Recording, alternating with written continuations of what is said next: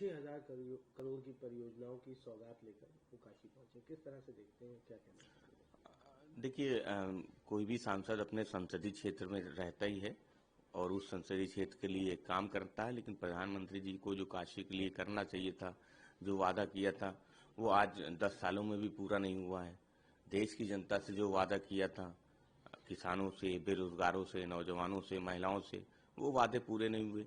तो केवल परियोजनाओं का शिलान्यास कर देने से जनता जो है वो वोट नहीं देती है। और शायद इस बात का एहसास इस बार के लोकसभा चुनाव में हुआ होगा, जब आदरणीय प्रधानमंत्री जी की जो जीत का अंतर था वो बहुत कम रह गया। तो प्रधानमंत्री जी अपने संसदीय क्षेत्र आ रहे हैं, इस पर समाजवादी पार्टी को टिप्पणी नहीं करनी है। एक और बड़ा अहम सवाल है, उत्तर प्रदेश में 9 सीटों पर उपचुनाव होना है, क्योंकि एक सीट पे अभी भी मामला फंसा हुआ है। 9 सीटों में समाजवादी पार्टी ने अपनी 7 सीटों की घोषणा कर दी है।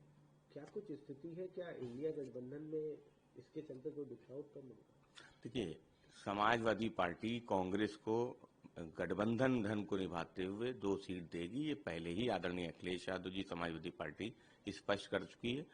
उत्तर प्रदेश में इंडिया गठबंधन मजबूत है और समाजवादी पार्टी को भरोसा है कि इंडिया गठबंधन पूरे देश में मजबूत रहेगा। सब मिल के लड़ेंगे, सब मिल के भारतीय जनता पार्टी को हराएंगे।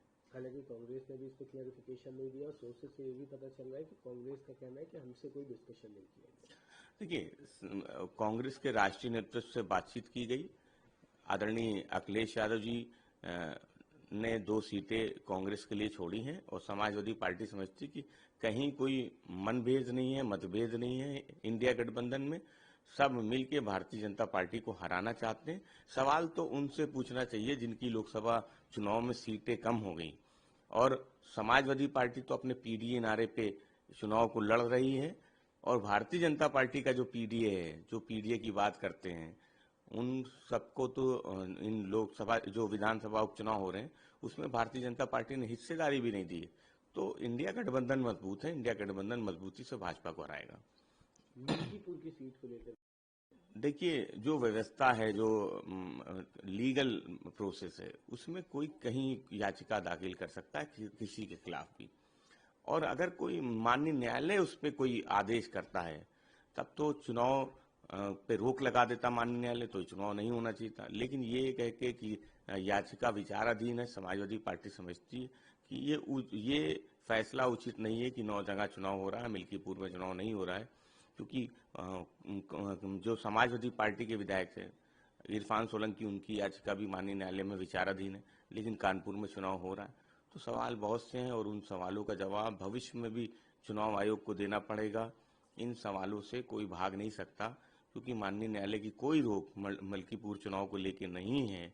इसलिए विचाराधीन होने पे अगर चुनाव नहीं कराया जाएगा तो आने वाले समय में ऐसे बहुत से उदाहरण सामने आएंगे जब चुनाव आयोग को बहुत दुश्वारियों का, बहुत सवालों का जवाब देना पड़ेगा। भारतीय जनता पार्टी ने ट्वीट कर सपा को फिर से पीडीए को परिवार डेवलपमेंट अथॉरिटी बताया। उन्होंने बताया किस तरह से जो सीटें दी गई हैं वो परिवार के ही लोगों को दी गई। तेज प्रताप यादव हो, इरफान सोलंकी की वाइफ हो, तेज प्रसाद के बेटे, इस तरह के तमाम लोगों के बारे में उन्होंने फोटो बनाकर एक ट्वीट किया।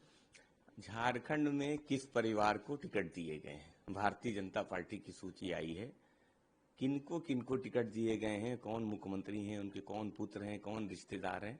जरा भारतीय जनता पार्टी उस सूची को जारी कर दे।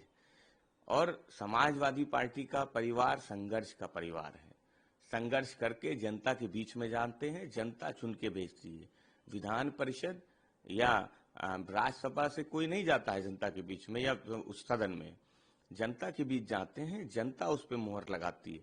और लोकतंत्र में यही व्यवस्था है, जनता से चुन के जाने की। तो सवाल ये है कि जब जनता से चुन के जाते हैं तो सवाल परिवार पे क्यों उठते हैं? और भारतीय जनता पार्टी अपने परिवार की परिभाषा कब बताएगी? भाजपा का जो परिवारवाद है, गवर्नर, मुख्यमंत्री, मंत्री, पुत्र, कौन किसको टिकट नहीं दिया है? उत्तर प्रदेश में ही भारतीय जनता पार्टी का लंबा परिवारवाद है, इसलिए परिवारवाद पे भाजपा को बोलने का कोई अधिकार नहीं। एक आखिरी सवाल रहेगा सभा की, वो कहते हैं, वो वादा किया था उन्होंने कि भारत जो है दुनिया की सबसे बड़ी अर्थव्यवस्था बनेगा, लेकिन हमारे पड़ोसी देश भी भूख से हंगर इंडेक्स में आगे हैं। हम उनसे पीछे रह गए, हमारे देश में भूखमरी ज़्यादा है। और उन्होंने ये बात भी कही कि महाराष्ट्र में शिवाजी की मूर्ति में जिस तरह से भ्रष्टाचार किया गया मूर्ति बनाने में, महाराष्ट्र की जनता माफ नहीं करती। देखिए, महाराष्ट्र की कानून व्यवस्था पे सवाल है। महाराष्ट्र में जिस तरीके से बेरोजगारी है, जिस तरीके से भूखमरी है, वो किसी से छुपा नहीं है। और फिर जो भ्रष्टाचार है, जो भ्रष्टाचार शिवाजी की मूर्ति को बनाने में हुआ, वो भी किसी से छुपा हुआ नहीं। कि तो समाजवादी पार्टी समझती है, आदरणीय अखिलेश यादव जी ने जो मुद्दे उठाए हैं महाराष्ट्र में, जो सवाल भारतीय जनता पार्टी से पूछे, वो सवालों के जवाब भाजपा के पास नहीं है। भारतीय जनता पार्टी महाराष्ट्र में इंडिया गठबंधन से हारेगी, सब मिल के भारतीय जनता पार्टी को हराएंगे। भाजपा गलत तरह से, जिस तरीके से असंवैधानिक तरीके से सरकार बनाने का काम किया था, वो भी किसी से छुपा हुआ नहीं है।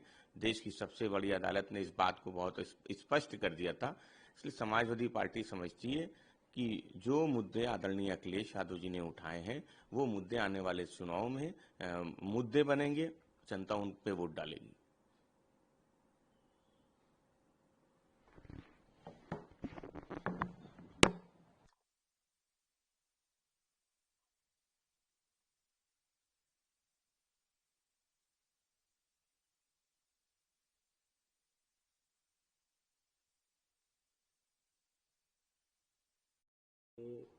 हिंसा का मामला सामने आया, हालांकि उसमें प्रशासन द्वारा कार्रवाई करते हुए 5 आरोपियों को पकड़ा गया, 2 का हाफ एनकाउंटर हुआ।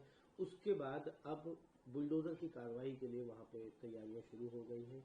इसके लिए लोक निर्माण विभाग ने मुख्य आरोपी अब्दुल हमीद सहित 23 मकानों पर नोटिस चस्पा कर दिया है और नोटिस में ये भी लिखा है कि 3 दिन में जवाब नहीं दिया गया तो पूरे घरों को ध्वस्त कर दिया जाएगा। देखिए, देश की सबसे बड़ी अदालत ने बुलडोजर कार्रवाई को लेकर टिप्पणी की थी और तब इस बात को कहा था कि कोई अगर आरोपी है या कोई सजा याफ्ता भी है, तब भी उसके घर को नहीं गिराया जा सकता। जो लीगल प्रोसीडिंग है उसको पूरा करना चाहिए। नोटिस दी गई है तो जो भी लोग हैं जिनके घरों को नोटिस चस्पा की गई है, उनको जवाब देने का समय जरूर देना चाहिए।